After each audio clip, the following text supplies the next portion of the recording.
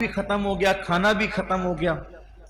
کھانا پانی ختم ہونے کے بعد پھر بھوک بڑھی، پھر پیاس بڑھی، دوپہر کی چلچلاتی دھوپ سے مصیبت آئے تو سمجھنا کہ اس میں اللہ کی کوئی نہ کوئی حکمت ہے اور اس میں اپنا ہی فائدہ ہے. ہیلو ایوریون، السلام علیکم، ویلکم بیک ٹو اندر دس ویڈیو میں آپ کا سواگت ہے. دوستوں کیسے آپ لوگ؟ امید کرتی ہوں آپ لوگ خیریت سے ہیں. دوستوں میں ریبینہ خان، آپ دیکھ رہے ہیں آر کے نائس ویڈیو 555 میں آپ کا سواگت ہے. دوستوں پھر سے حاضر ہے ایک نئے ویڈیو کے ساتھ امین القادری کی خوبصورت تقریر لے کر. دوستوں آپ لوگ اس ویڈیو کو آخر تک ضرور دیکھیں. دوستوں امین القادری کی بہت ہی شاندار تقریر ہے. دوستوں ویڈیو اگر اچھا لگے ویڈیو کو لائک کر لیں، چینل کو سبسکرائب کر لیں اور بیل آئیکن کو ضرور کر لیں تاکہ آنے والے ہر ویڈیو کی نوٹیفیکیشن آپ کو ملتی رہے. دوستو بنا ٹائم گوا کرتے ہیں ویڈیو کو سٹارٹ. لقمان حکیم نے اپنے بیٹے سے کہا، میرے بیٹے جب بھی کوئی اللہ کی طرف سے مصیبت آئے تو سمجھنا کہ اس میں اللہ کی کوئی نہ کوئی حکمت ہے اور اس میں اپنا ہی فائدہ ہے.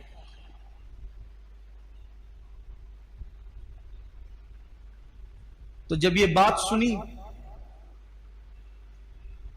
حضرت لقمان حکیم کے بیٹے نے، کہنے لگے ابا مجھے یہ بات بالکل سمجھ میں نہیں آتی ہے کہ آخر مصیبت میں کیا حکمت ہو سکتی.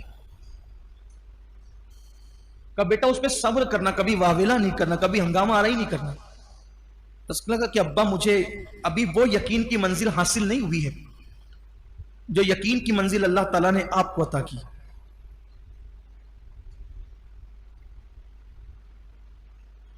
تو حضرت لقمان حکیم نے فرمایا ٹھیک ہے بیٹا، کوئی بات نہیں، اگر ایسی بات ہے تو ہمارے دور میں ایک نبی رہتے ہیں تو ہم اس نبی کے پاس چلتے ہیں اور ان سے ملاقات کرتے ہیں. جب تو ان کی صحبت میں بیٹھے گا تو تجھے بھی وہ یقین نصیب ہو جائے گا جو یقین اللہ تعالیٰ نے مجھے عطا فرمایا.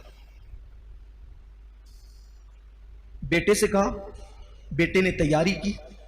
تو تیاری کی تو حضرت لقمان حکیم جو ہے اپنے بیٹے کو ساتھ لے کر اس نبی کی طرف روانہ ہو گئے. جب اس نبی کی طرف روانہ ہوئے، بیٹے کو یہ کہ بھئی ان کی صحبت میں بیٹھے گا، باتیں سنے گا تو یقین پیدا ہوگا.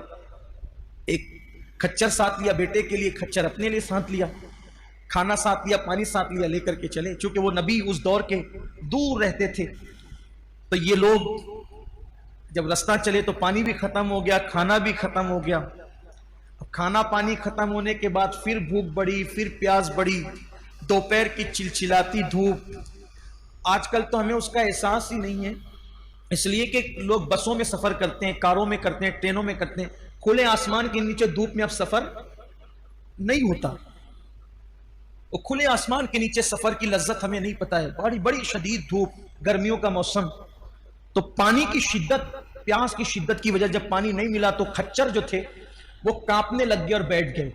اور ان دونوں کا حال بھی یہ ہوا کہ یہ کھچروں سے اترنے پہ مجبور ہو گئے.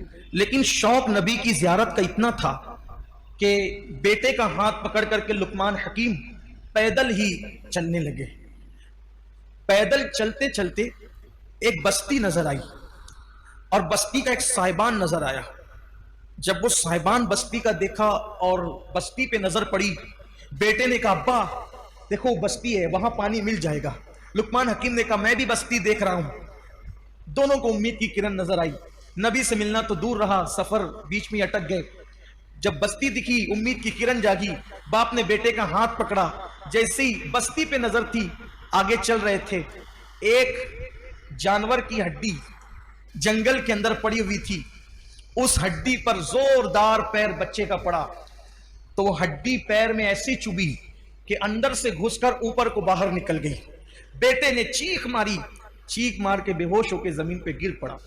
حضرت لقمان حکیم پیاسے بیٹے کی یہ کیفیت دیکھ کر پریشان ہوئے اور پریشانی کے عالم میں سوچتے تھے کیسے نکالوں کیسے نکالوں. تو لقمان حکیم نے اپنے دانت سے اس ہڈی کو کھینچ کے نکالا.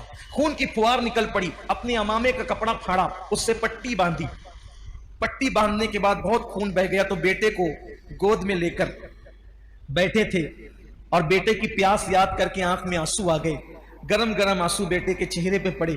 اس نے آنکھیں کھول دی، باپ کو روتے ہوئے دیکھا تو پوچھا ابا آپ تو کہہ رہے تھے کہ مصیبت میں आजमाइश में सब्र करना चाहिए। आप क्यों रोने लगे? कहा बेटा ये चुपके चुपके के आंसू, खामोश आंसू, ये शिकायत नहीं होते, बल्कि ये जो बाप के दिल में जो बेटे की मोहब्बत है, क्योंकि अल्लाह ने फितरी तौर पे बाप के दिल में बेटे की मोहब्बत पैदा की है, तो बेटे की मोहब्बत मुझे रुला रही है, मैं शिकायतन नहीं रो रहा हूं। बस फिर बेटे ने सवाल किया, अब्बा आप तो कह रहे थे कि हर मुश्किल में, हर मुसीबत में तुम्हारे लिए भलाई है, कोई भी मुसीबत आएगी तुम्हारे लिए भलाई है। अब्बा ये क्या हुआ? नबी से मिलने चले थे, खच्चर भी बीमार पड़ गए, पैदल जा रहे थे, हड्डी चुभ गई, जख्मी कर दिया। आप कहते थे मुसीबत में भलाई है, इतनी मुसीबतें चली आई, कोई भलाई नजर नहीं आती। बाप बेटे में ये बात हो रही थी। एक चितकबरे घोड़े पे बैठकर एक नूरानी शक्ल वाला आया, और आने के बाद उसने बताया कि अच्छा हुआ तुम उस बस्ती में नहीं आए। जब उसने कहा उस बस्ती में नहीं आए, तो लुकमान हकीम ने और उनके बेटे ने देखा अब तो वहां कोई बस्ती नहीं थी। करे वहां तो बस्ती थी। कहा हाँ, अल्लाह ने हमें हुक्म दिया था कि उस बस्ती को पलट दो। उस बस्ती में गुनाह ज्यादा थे, बस्ती के लोगों को जमीन में धसा कर बस्ती को पलटने का हुक्म दिया गया था, और मैं फरिश्तों को लेकर के उतरा था कि धसा के बस्ती को पलट दूं। लेकिन जिस वक्त तुम मुझे आते हुए नजर आए, तो मैंने अल्लाह से कहा, अल्लाह ये तो लुकमान और उसका बेटा, ये तो नेक लोग हैं, ये बस्ती में पानी के लिए आ रहे हैं, मौला इनको रोक दे। तो अल्लाह ने उस धसाने से बचाने के लिए तुम्हारे बेटे के पैर में जानवर की हड्डी चुबो दी, ताकि हड्डी चुबो दी गई तो तुम यहीं के यहीं रुक गए, और जब यहां रुक गए तो तुम धसने से बच गए। अगर उस बस्ती में तुम आते तो तुम्हें भी उनके साथ जमीन में धसा दिया जाता। ये अल्लाह का करम है कि अल्लाह ने हड्डी चुबवा कर तुम दोनों की जान को बचा लिया।